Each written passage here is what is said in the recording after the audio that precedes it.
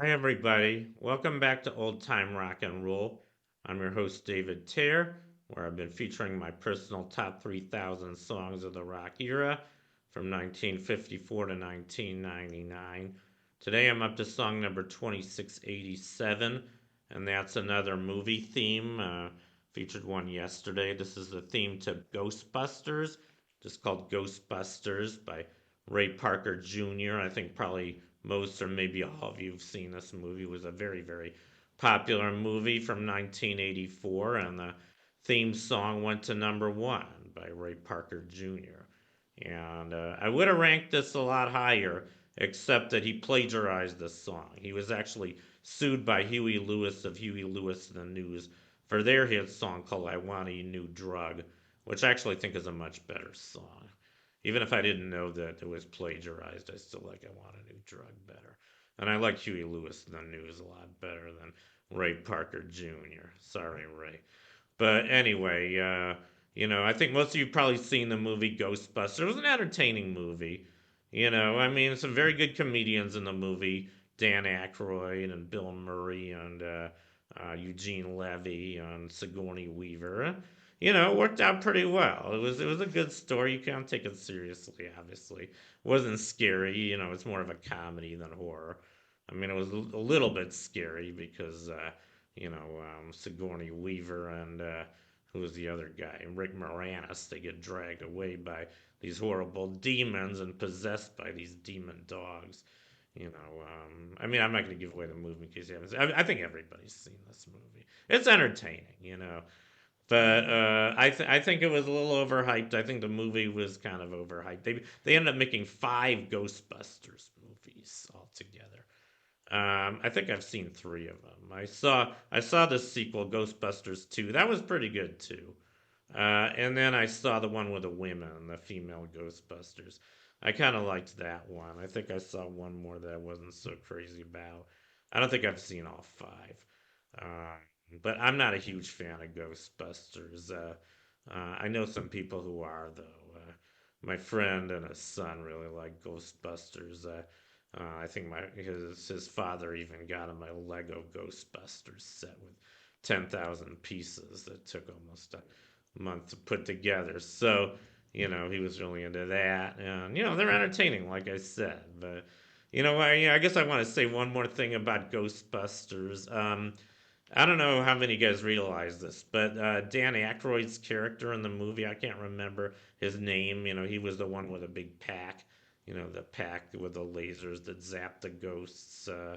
Um, his character was actually based on a real person, a real crackpot physicist, not a real physicist, a pretend physicist, a fake physicist who I actually met. His name is Jack Sarfati. I hope he doesn't sue me. But he lives, or at least last time I checked, he was living in San Francisco in the North Beach district, which is where, it's kind of the old beatnik area. They still have beat poets that hang around there. Kind of a weird area. I mean, San Francisco has a lot of weirdos, but this is one of the more weird areas of San Francisco. So I guess it's not too much of a surprise that Jack Sarfati's from that area. But I don't know if he tried to bust ghosts in real life. I wouldn't be surprised. He's a crackpot when it comes to quantum mechanics. He says things like he invented a Q chip, a consciousness chip. He gets donations of hundreds of thousands of dollars from some suckers who think he's legitimate and give him money to develop his consciousness chips. Uh, but he's a crackpot. Trust me. I know a lot of physics. I have a master's degree in physics. There are some fascinating things about quantum mechanics, and I am spiritual. I've become spiritually spiritual partly because of some of my beliefs about quantum mechanics. Quantum mechanics is a very weird area of science, and I think the only way to really understand properly is to put spirituality into it, which is why we still don't have a very good interpretation of theory. But I never believed in ghosts the way they're depicted in popular culture, in movies or in TV shows. I don't think they're ghosts that can lift objects. I don't think there's ghosts that can appear in an ethereal form. I don't believe in ectoplasm or any of that shit. That's all folklore. But I do believe in spirits, and I've even experienced some myself. So, the spirits are much more subtle than ghosts. But they can still do some pretty remarkable things. Spirits can affect electricity in very subtle ways. I've experienced this too. Uh, I'm not going to go into detail. My guys might think I'm crazy if I do. But anyway, enough of that. So yeah, that's pretty much all I can say about Ghostbusters. Now I want to talk about here's the movie poster. Probably show that earlier. These were the three main Ghostbusters: Bill Murray in the middle, Dan Aykroyd on the right, and Eugene Levy on the left. And they all got their packs and their laser guns to capture the ghosts. Um, anyway, and here's a picture of Ray Parker Jr.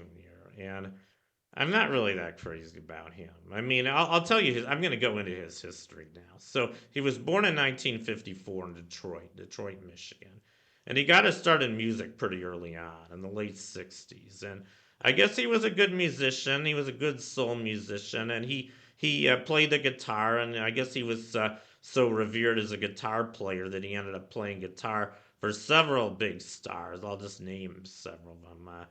Stevie Wonder, Honey Cone, The Spinners, The Rhythm Heritage, Rufus and Shaka Khan, Aretha Franklin, Herbie Hancock, Denise Williams, The Temptations, and Gladys Knight of the Pips. He played for all of them in the 60s and 70s. And then finally in 1977, he formed a band called Radio, Raydio. I guess it was based on his name, Ray Parker Jr. So, and they had a few hits. Their first hit in 1978 was called Jack and Jill. That went to number 8. Their second hit was called You Can't Change That. That went to number 9. In 1980, they had Two Places at the Same Time, which went to number 30. And in 81, they had their biggest hit, A Woman Needs Love, Just Like You Do, which went to number 4. Finally, they had That Old Song, which went to number 21. And then I guess Ray Parker left radio and went solo. And as a solo artist, he had his first hit was called in 1982 was called The Other Woman. That went to number 4. And then he had Let Me Go, which went to 38, and Bad Boy, which went to 30. Bad Boy is a pretty bad song. I remember when that was a hit. I've been a bad boy and I want to come back home, so with me. I mean, it's an S&M song. I guess he was in S&M, among other things, or at least he sang about it. In 1983, he had I Still Can't Get Over Loving You, which went to number 12. In 1984, he had the one I'm featuring today, Ghostbusters, his only number 1 song, which, as I mentioned, he plagiarized from Huey Lewis in the News. I Want a New Drug, which is coming up much higher on my list, by the way. I do really like that song, and I do really like Huey Lewis in the News. And then he had Jamie, which went to 14. In 1985, he had Girls Are More Fun, which went to number 34. In 1986, he had, I guess, a two-sided hit, One Sunny Day and Dueling Bikes, which went to 96. In 1987, he had I Don't Think That Men Should Sleep Alone, which went to number 68. I got some news for you, Ray Parker Jr. I've slept alone most of my life. Maybe I should have asked you for help when you came out with that song, but I'm okay with it now. And then in 1990, I had All I'm Missing Is You, which went to number 32. So those were his hits. Not one of my favorite artists.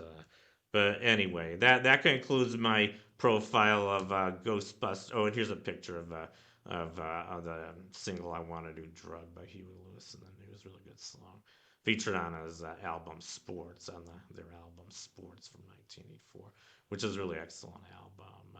Anyway, that concludes my video.